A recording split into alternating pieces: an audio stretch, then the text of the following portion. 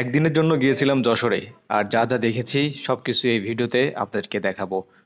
So welcome করছি সবাইকে আজকে আমাদের যশোর ব্লগে। তো দেশে এবং দেশের বাইরে যারা আমাদের ভিডিওটি দেখছেন, অবশ্যই চ্যানেলটি লাইক, ফলো, সাবস্ক্রাইব করে পাশে থাকবেন।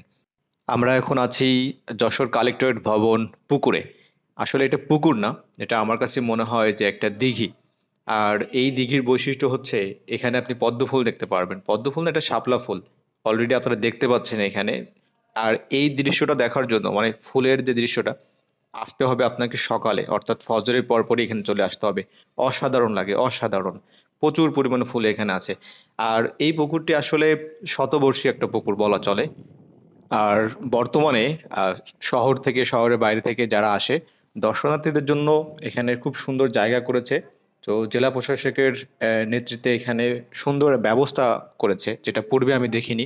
কারণ আমার যশোর জেলায়